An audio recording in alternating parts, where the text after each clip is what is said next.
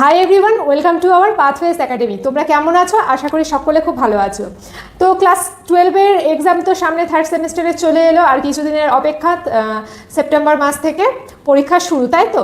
তো ক্লাস 12-এরই আর একটা টপিক আমাদের মুদালিয়ার কমিশন, অর্থাৎ সেকেন্ডারি এডুকেশন কমিশন। এটা কি, চলো একটু সংক্ষেপে জেনে নেওয়া যায়, যেটা তোমাদের পরীক্ষার জন্য খুব হেল্পফুল হবে। ছোটো ছোটো কোশ্চেন এবং ডিটেলস ডেসক্রিপশনের সাথে তোমরাও বুঝতে উপকৃত হবে আশা করছি। তাহলে চলো দেখে নিই যে আজকে আমরা সেকেন্ডারি এডুকেশন বা মুদালিয়ার কমিশন বা মাধ্যমিক শিক্ষা কমিশন এটা কি। তো প্রথমে আমি দেখো তিনটে নাম বললাম, সেকেন্ডারি এডুকেশন, মাধ্যমিক শিক্ষা কমিশন এবং মুদালিয়ার কমিশন।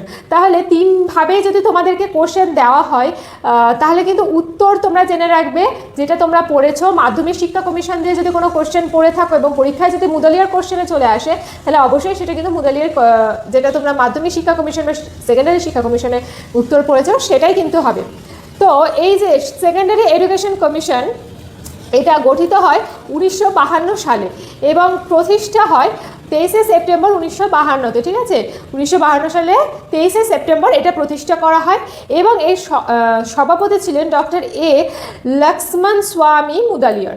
লক্ষ্মণ স্বামী মুদালিয়ারের নামকরণ অনুযায়ী, নাম অনুযায়ী এই কমিশনের নাম কিন্তু রাখা হয়েছিল Mudaliar commission.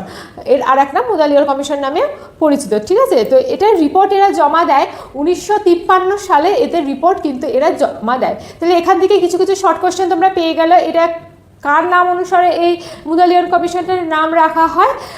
Doctor A Lakshman স্বামী মুদালিয়ারের নাম অনুসারে, এবং তিনি এই কমিশনের সভাপতি ছিলেন। এটা প্রতিষ্ঠা কবে করা হয়? 23শে সেপ্টেম্বর 1952 সালে, এবং এটার রিপোর্ট পেশ করা হয় 1953 সালে। আচ্ছা, তো এই কমিশনটা কেন গঠন করা হয়েছিল দেখি। দেখো, স্বাধীনতার পর ভারতের মাধ্যমিক শিক্ষা ব্যবস্থায় ভীষণভাবে সমস্যা দেখা দিয়েছিল।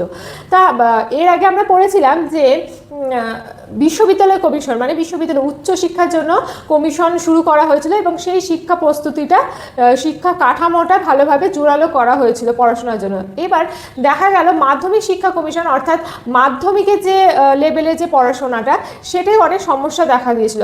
তার কারণগুলোই হলো মাধ্যমিক শিক্ষার মান উন্নয়ন করার জন্য। আচ্ছা, এই কমিশন গঠন করার কারণই ছিল মাধ্যমিক শিক্ষার যে মান সেটা বাড়ানো বা উন্নয়ন করা, মাধ্যমিক শিক্ষাকে আরও ভালোভাবে কার্যকর করে তোলা। মানে এটা করতেই হবে।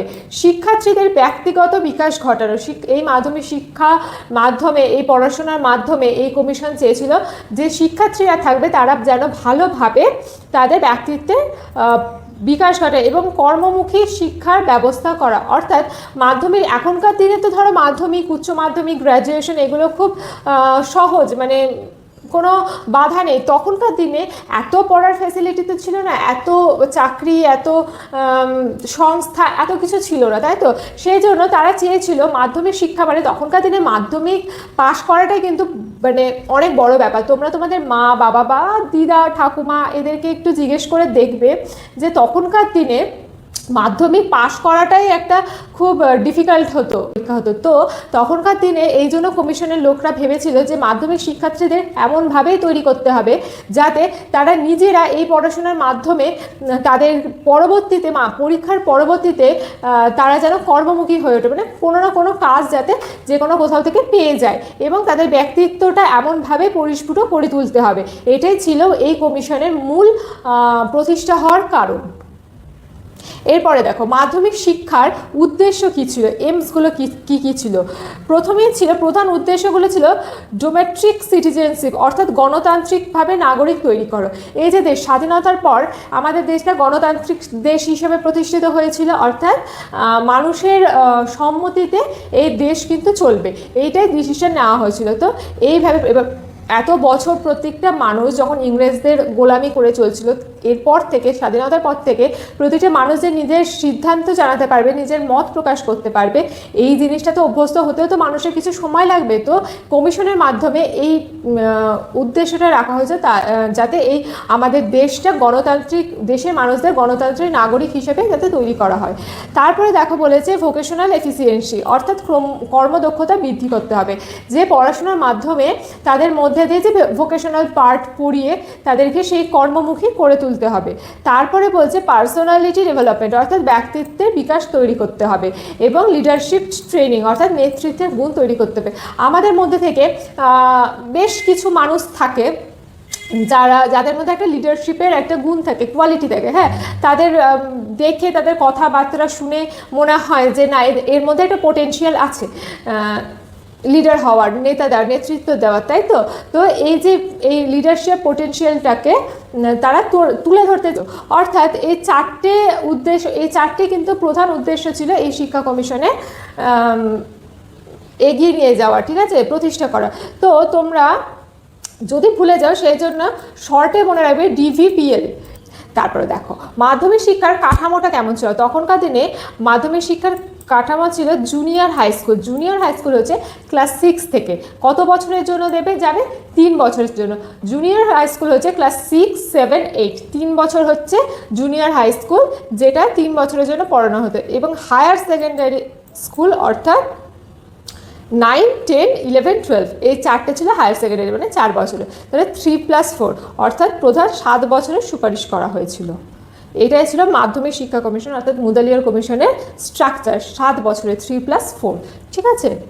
আচ্ছা, এখানে দেখো এবার বলেছি পাঠ্যক্রম, রেকমেন্ডেশন অফ কারিকুলাম, কি কি পাঠ্যক্রম অর্থাৎ সিলেবাস বা পাঠ্যসূচি আমাদের রেকমেন্ড করা হয়েছিল। প্রথমেই ছিল যেগুলোতে গুরুত্ব দেওয়া হয়েছে সেটা হচ্ছে ভাষা শিক্ষা অর্থাৎ লিটারেচার বিষয়ে তাদের গুরুত্ব দিতে বলা হয়েছিল, সেটা বাংলা লিটারেচার হোক বা ইংলিশ লিটারেচার।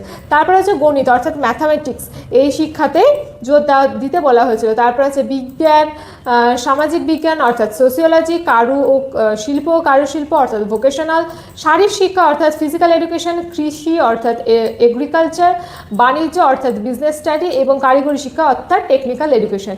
তো এই যে এতগুলো পাঠ্যক্রম অর্থাৎ সিলেবাসের ওপর জোর দিতে বলা হয়েছিল যে এই সব কিছুই যাতে প্রতিটা শিক্ষার্থী যাতে শিখতে পারে, এবং এইটা পড়ানোর কারণে ছিল যে কোনো স্টুডেন্টের যে সাবজেক্ট যেটা পছন্দ সেই সাবজেক্টের ওপর তারা গভীরভাবে পড়াশোনা করে পরবর্তী জীবনে সেটা যাতে তাদের নিজেদের জীবনে অ্যাপ্লাই করতে পারে এবং সে যেন কর্মমুখী হয়ে ওঠে।